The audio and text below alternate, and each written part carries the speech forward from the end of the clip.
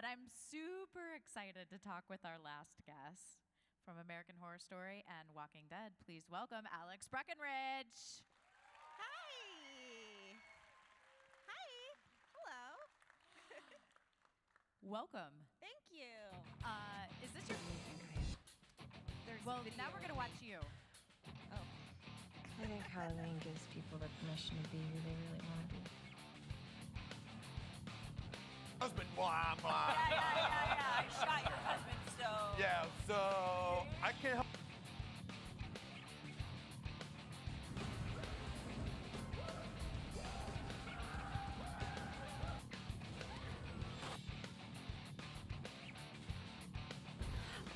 Hello, Viola. That was hysterical. That is nice. It's a great collection of your roles. I want to start off by talking about Walking Dead. Does that work for you? Yeah, sure. Okay. Of course. Tell us about when you, I don't know, were you a fan of the series? Had you read the comics? What did you know about Jessie before you actually went in for Jessie? Nothing. Okay.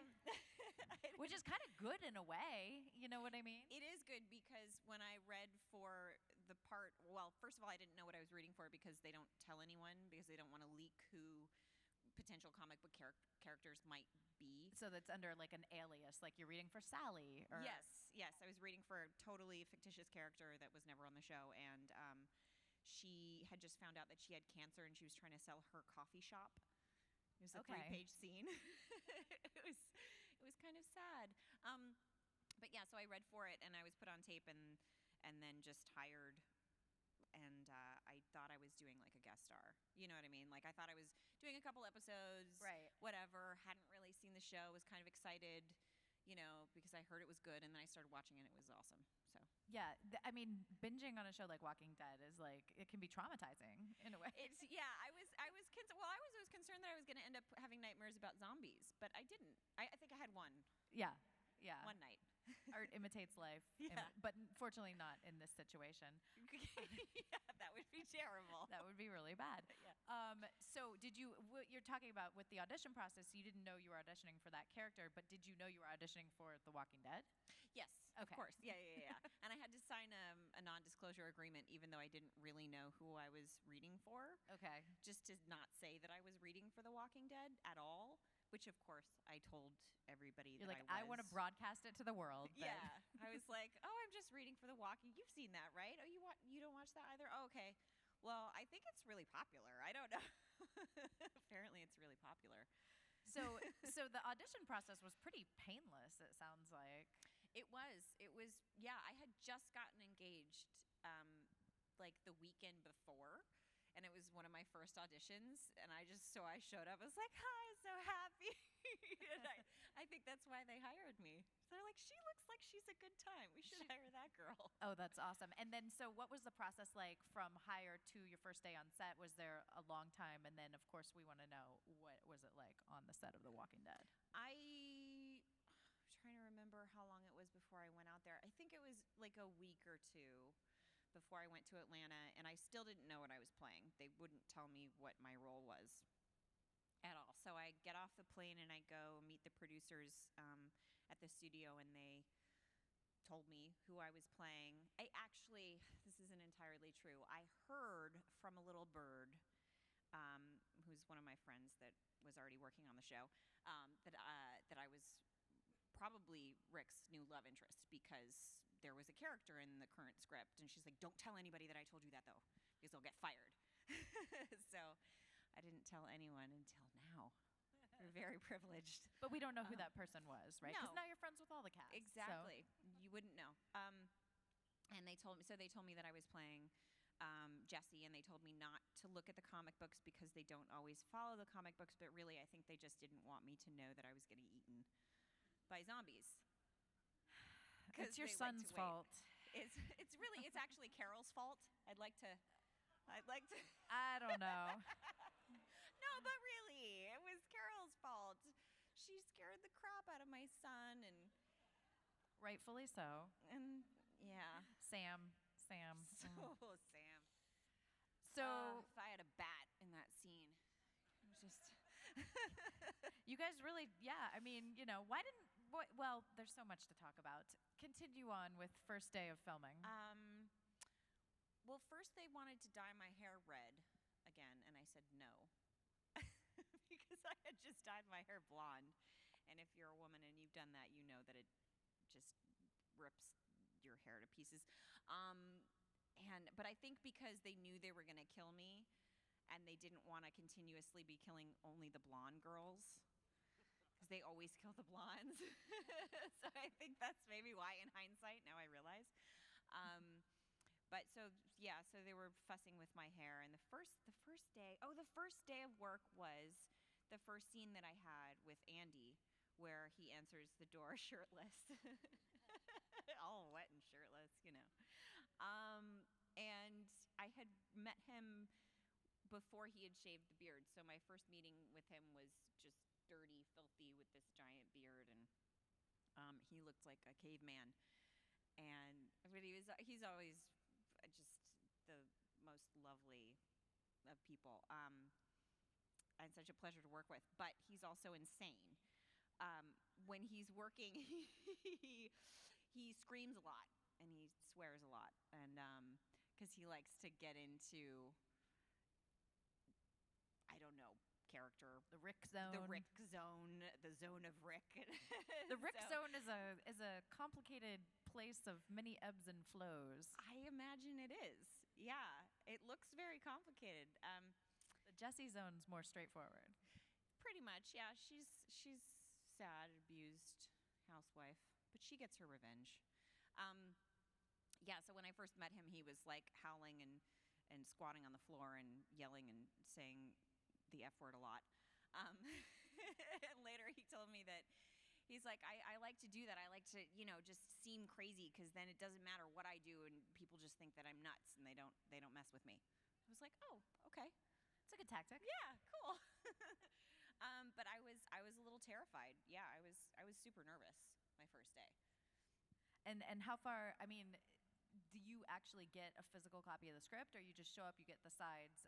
What's the lockdown on the written dialogue and the script? We get the script. You have to get it on this app you have to log into with a password and stuff, but they'll give you a hard copy. I don't know, it's all very weird. Right. They try to be secretive, but really it's like people go home with their scripts and probably put the old pages in the trash, and you could sift through somebody's trash and get current copies of Walking Dead. You can't lock it down 100%. No. Because as an actor, you need that page, to work off of and to make notes on. Yeah, and whatnot. And the mini sides, I'm sure, end up in many a landfill. So speaking of Jessie's demise, when did you find out that was going to be her end? It was such a cliffhanger at the season 6, the mid-season finale, and then the mid-season premiere, and then bye-bye. Yeah, I think a lot of people thought that she might survive. Sadly, that was not what was meant to be. I thought I had another year. I was like, surely I have another season. And then we went to a big cast dinner before the season had started in Los Angeles, and I was talking to Scott Gimple about looking for an apartment, and he was like, You're like, this is not good. He was like, I should talk to you about that. I was like, what? Oh, just so sad. I'm at dinner with all my Walking Dead friends, having drinks, and then the bomb drops, and I was like, I was pretty depressed the rest of the dinner. It's a good thing I'm an actress, and I could smile through it. But I was shell shocked, and he's like, yeah, well, we don't really know what's gonna happen, so, but I think I'll call you on Monday. And I was like, okay. But okay. So, then he told me that I was dying in episode 9. Oh my gosh. Brutal. Heartbreaking. Yeah, it was sad. It was really sad. It is, because that's a show, it's like many shows on television these days, the Game of Thrones being another one, you just don't know when you're going to go and what it means, and Not even, Jon Snow doesn't die though, right? Of course Spoiler. not. everybody kept going, he's not dead. And I was like, he better be. Well, I mean, technically, he was dead. He was dead. Yes, he was dead. But I mean, staying dead. Because I don't like being jerked around. Well, then let's talk about the whole Glenn controversy. I didn't like that either. What was not was for the that deal? at all. Yeah, what's the deal? So what was the? I mean, did obviously no one knew it was going to have such a negative fan reaction. The the dumpster scene and all Poor that. Michael Traynor, who plays Nicholas, who shot himself in the head and took Glenn with him. Which was so people were- powerful in that moment it was- before all the speculation began about what was really happening. And, I but- cried watching it. Oh, yeah. Even though I knew what was happening. Uh-huh. I knew that Glenn didn't die. Right. But I was like, oh God, it's so sad. I don't know. I don't like how they didn't tell everyone who died at the season 6 finale either. Well, that's I was another like, thing. what the hell? People are speculating by like the order that everyone was in, and you probably have your own speculation or knowledge. I have my own theories, but yeah, the Glenn thing. Wait, what do you think? I want to know. We'll get to that later. I want to make sure you guys line up because we'll get to audience questions. If people have questions for Don't Alex. ask me who dies because I'm not going to tell you. Who dies, Alex. I actually know who dies.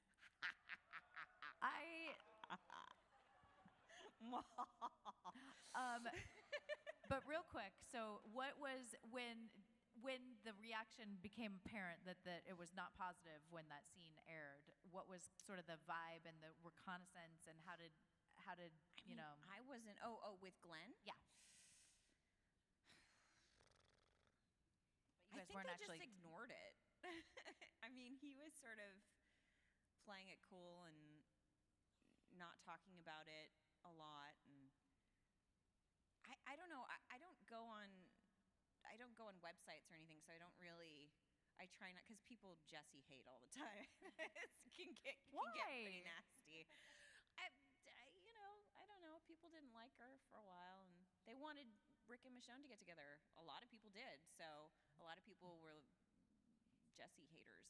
You kind of like blocked that for a little while, not that long. Yeah. But then people were mad when they did get together. They season, were I like, don't we know. thought we wanted it, but it's weird. But now And we I'm like, don't. well, you got what you asked for. I like it personally. Oh, good. Yeah. We'll take the first question. Hi. Out of your entire acting career, which role would you consider your most enjoyed and or favorite? My most enjoyed what? Most enjoyed role and or favorite role. My most enjoyable. In your whole acting career, do you have a favorite role or character that you've played? Oh, okay. Sorry, can't really hear. Well, I mean, I had the most fun working on The Walking Dead because the people are so fantastic, and it's a really wonderful environment as an actor because everybody's so supportive. So that was my favorite working environment. Besides a show I did, it's like almost 10 years ago now. It was in 2007. Dirt, that was on FX. Somebody's heard of it. But I had a lot of fun playing Moira in American Horror Story because that's not something you get to do every day as an actress. It's a very specific part. It was. It was you were great in Thank that too. you. I remember turning that on and being like, "Hey, Alex, I know that girl. We kissed once. We did a long time ago. That's for another day, Alex. There are children here. Yes. Hi. If you were back on American Horror Story, what would you like to do? Do you have any type of character that you would really like to do? I do. I kind of want to like get ripped and shave my head and be some like horrific, crazy badass. Because I'm so not that at all. So I think that would be really fun to just do something kind of like Charlize Theron and Mad Max, you know?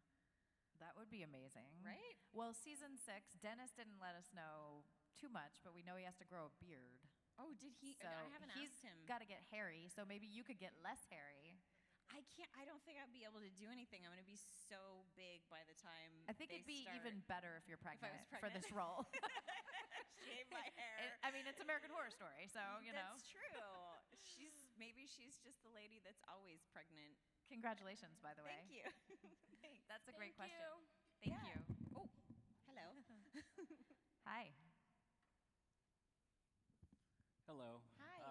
I was watching the bonus features from American Horror Story Season 1, and you said that it was weird playing a sex pot because you've always considered yourself more of a geek or something along those lines.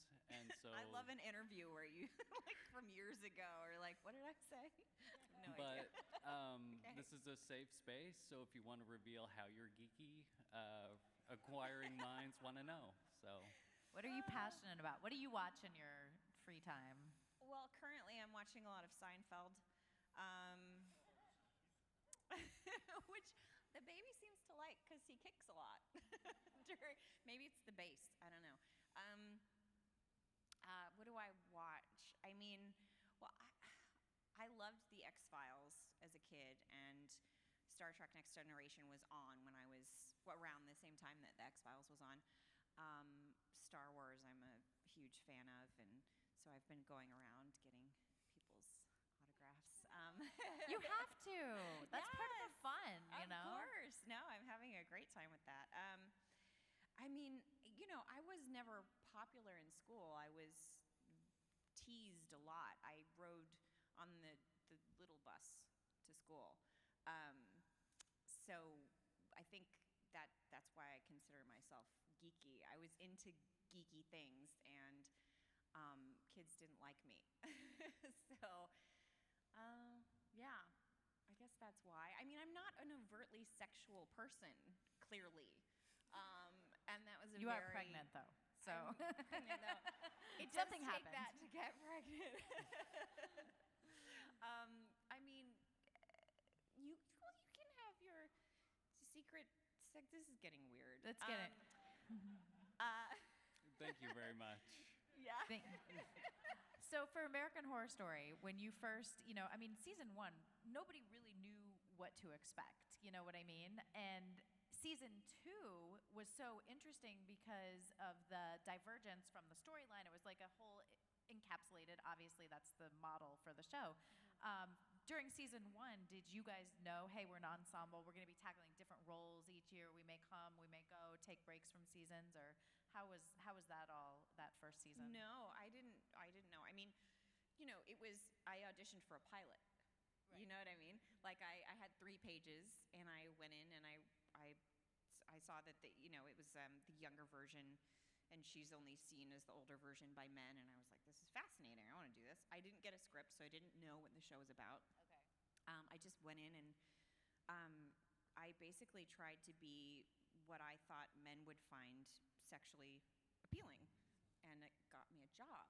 So, so then when we were shooting the show, I mean, some of, like, I'm sure Connie Britton and Dylan McDermott, I'm sure they knew that was the case, but some of the rest of us weren't privy to that information.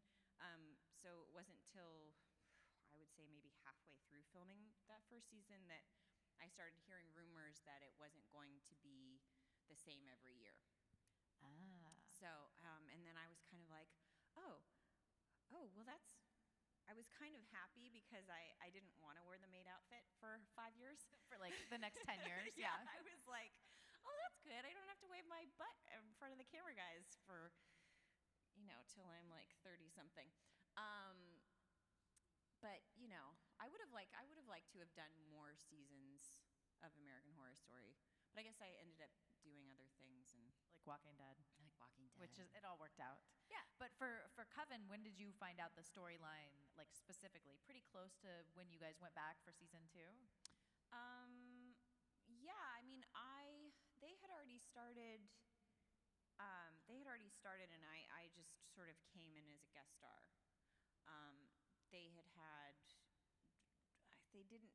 They were like, we have this role. I thought it was going to go on for longer than it did, and I think they had a lot of other storylines that they needed to play out in that season, so I got killed again. Bummer. I'm always getting killed on TV. Yes, hi. Hi, just a question about the Jessie character. Had she survived episode 9, was she the right girl for Rick? And if not, who should Jessie be with? In your opinion, who would you have written out the rest of season 6? I think Jessie and Rick were really good together. I don't know who else I'd put her with. Do you have an opinion on that? Curious. The characters, the rest of the gang has changed a bit in the second half of the season, so I don't know. I was curious where you thought Jessie would be if she'd survived that night too, because like the whole town changed, right? Well, it also depends on if her children had survived. You know what I mean? Yeah, that was where kind of a would she be relationship mentally? breaker. What? That seemed like a relationship breaker with Rick. That wasn't going anywhere. If her kids, Well, that they didn't survive seemed like a bad deal. it might have been. It might have been. It was already really bad might have enough. been. Yeah. It might have been a romance killer right there. I think so. Thank you. She might have been pretty depressed. That's why, that's why Jessie didn't, I think that, and you can tell me, why she didn't really fight once Sam was, Yeah, no, that whole thing, she was in shock. yeah. That was what sort of happened. I say this and I'll say it again. If I was in that situation, I would have just knocked him out and carried him away. That's a good plan. But, because then he would still be alive. He would have had a concussion, but it would have been okay. Yeah. Hindsight. Yeah, hindsight. But she went into shock. I would probably go into shock, though, realistically, if my child was eaten in front of me. There's no way. I mean, as a mother, you can't even talk about that. That's Yeah, crazy. It's crazy talk. Let's not say we didn't. Yeah. Yes. Hi, I was just wondering, what was it like to film the part where you just grabbed the scissors and just started stabbing on the wolf? Oh, Can you reenact that one more time? That was good. That was good. Oh, it was so much fun. It was so great. It was definitely a little weird when I was on top of this woman and I was stabbing her, and there was a pool of blood, and I thought I'd have nightmares. I didn't. Apparently, I'm really okay with that, which is terrifying thing to know about yourself. But yeah, it was especially fun because I was trying to think of something to kill, something that because the thing of her coming in the house, it wasn't really realistic to me, so I basically just decided that this woman represented my insecurities and my fears, and that I was going to kill that part of myself. And that made me really angry and really want to stab it to death. So it was great. It was very therapeutic. Thank you. Thank you. And thank you for your reenactment. Yeah, that was good. Hello. Hi. First off, hi, Claire. Hi. I have been a fan of American Horror Story and Walking Dead from the very beginning. And especially on Coven, I really wish that you had survived longer, because I think it would have been an amazing storyline. I really loved her. Yeah, lighting people on fire was fun. Yeah, exactly. Always. Of course. Yeah. Personally, my favorite season so far was actually this last one, mainly because of Dennis O'Hare's character, because of Liz, because it was amazing. Do you have a favorite season of American Horror Story? Are you a fan?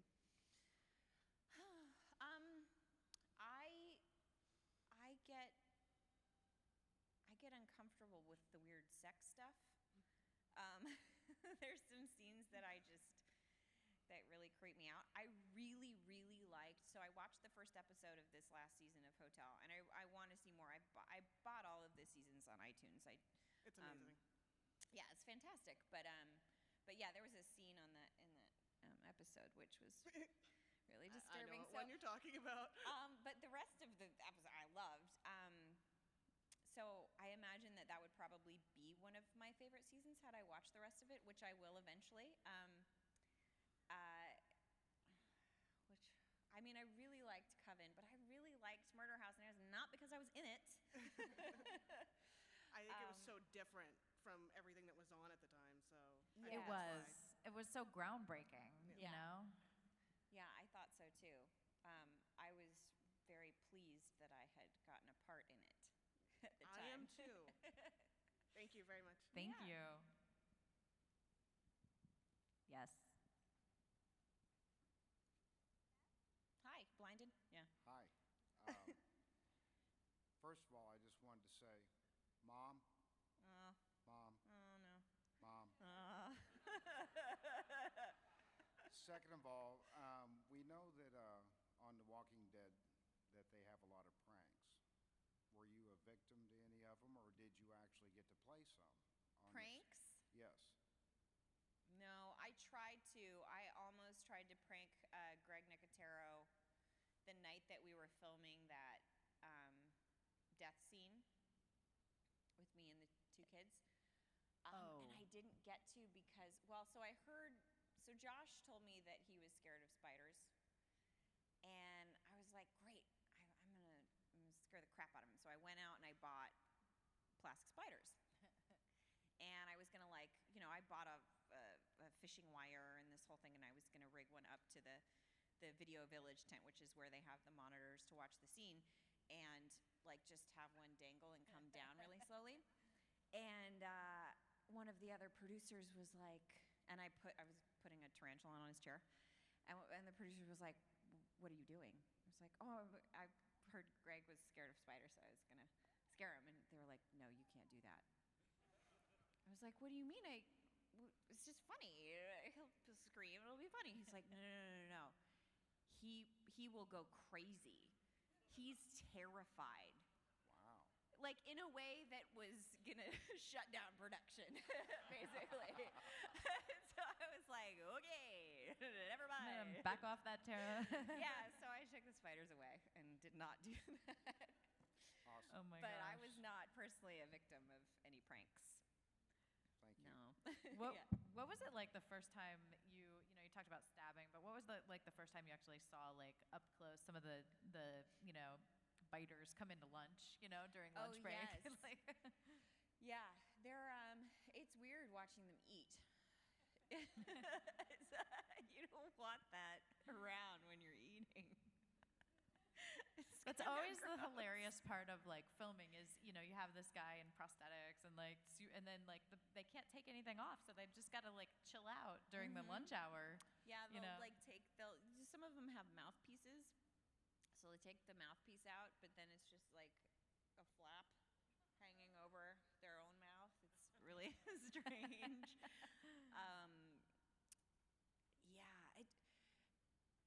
The weirdest part of that, I think, was when we were filming this scene. It wasn't episode 9. It was episode 8, where we're coming down through the house and the house is packed. Yeah. That was crazy because we were just walking.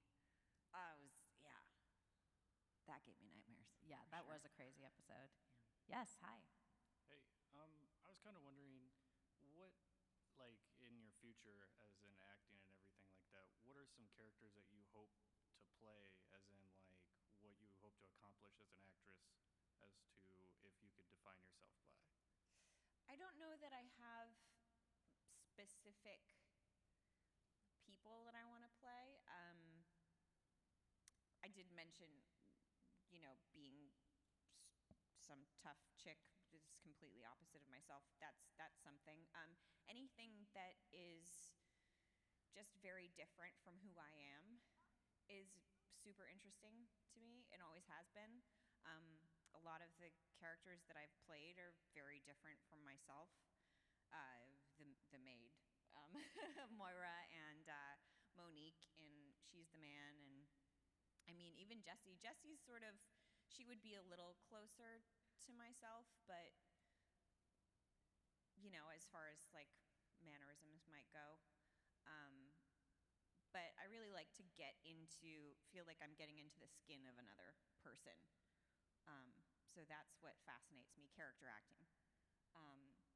But there's not a lot of opportunity to play those parts, So if I could, I heard, now I didn't know this, I didn't read the Hulk comics, but I heard that there was a female Hulk this morning coming out of the hotel, and I was like, oh, that would be fun.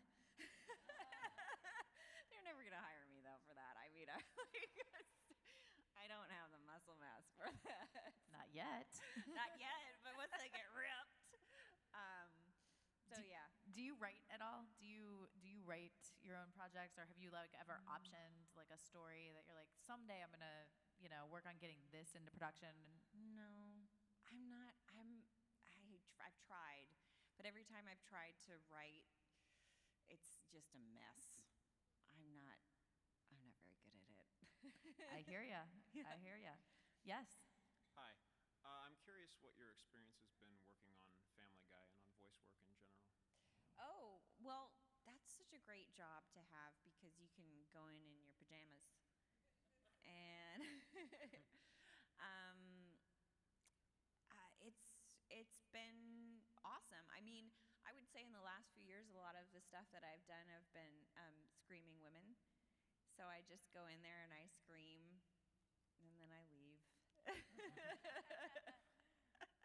I guess I scream well, so. Yeah, it would be fun to have like a more of like a regular role instead of the little characters that I do here and there. But they're fun, because you always get a chuckle. Those little cutaway scenes, they're always so funny. So I'll be reading it and I'll be like, I don't understand. Oh, that's really good. Okay, I got it. Excuse me. So wait, Negan. What did you think of his on-screen portrayal at the end of the episode? It was fantastic, and I think it's such a shame that the cliffhanger is what's getting all the attention. I thought Jeffrey Dean Morgan He was amazing, right? I loved him. I agree, totally. I think he killed it. Yeah. And you look fantastic as a Negan. Yeah. Good job. Thank you.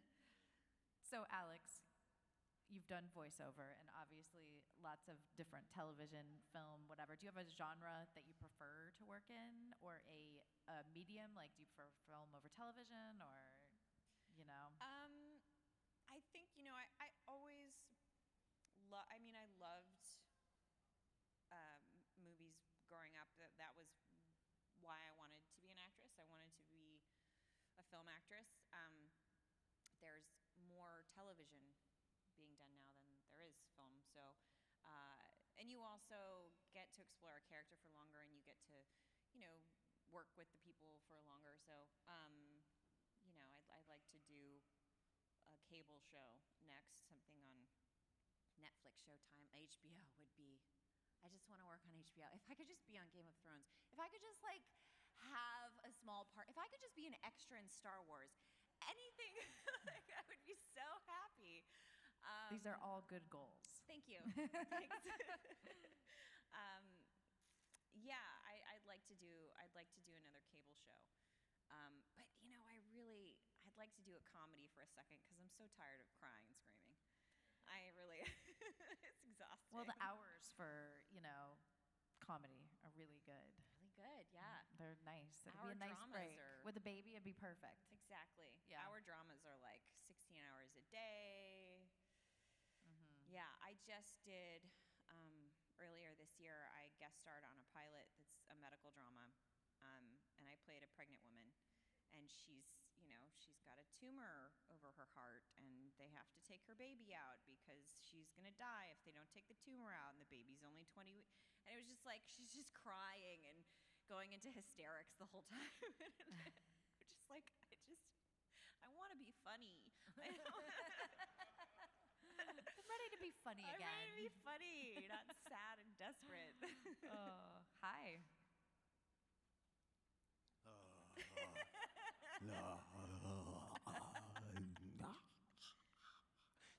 Well, I think that I really felt. Sorry. Do you have a favorite co-star from Walking Dead, or befriend one of the cast members, and do you still keep in touch with them? Well, I worked with Andy the most, and he's just such a joy to be around. I think that that's really why that set is so fantastic, because he's like, I don't know where he gets the energy from, but when I was working with him, I would always say, you know, if I could pick a person as my spirit animal, it would be Andy Lincoln, because he's just fantastic. But no, I don't talk to him that much anymore. We text occasionally, but I haven't seen him in a while. I'm friends with still Lauren, Alana, and Christian, and Josh, and Austin, and a lot of the people, Michael, and yeah. And being on location also, it gets to be a tight-knit group. Yeah, it does. That's the great thing about location, as opposed to like working in Los Angeles, where everybody just goes to dinner with their own friends and you never really get to know each other. Absolutely. Okay, I think we have time for one more question. So, do you have a good one? Hello. Hi. My question is, what is your favorite animal? Oh, that's adorable. My favorite animal is a beaver. What's your favorite animal? I like fennec foxes. I like fennec foxes too. That's one of my other favorite animals. Literally. I'm not even kidding. They're so cute. Is that a fennec fox? Yes. Amazing. I love it.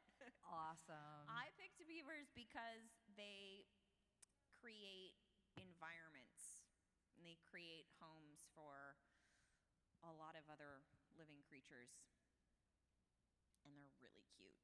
They are cute. There is a documentary called Beavers on Netflix. It's kind of funny. It's just beavers. Now we're finding out why you're a geek. Yeah, I like to watch weird beaver things and nature shows. But they're so damn cute if you just watch them nibble down a tree. They're so cute. Yeah, so that's Thank my you. answer. And Alex, you're only here today, right? Yeah, I'm only here today. I'm leaving tomorrow. Okay, so you have one more hour. I have another hour to make your way downstairs and say hi to the amazing Alex Breckenridge. And please give her one more round of applause. Thank you guys so much for joining us. Thank you so much. I could just go that way. Okay. Bye. Thank you.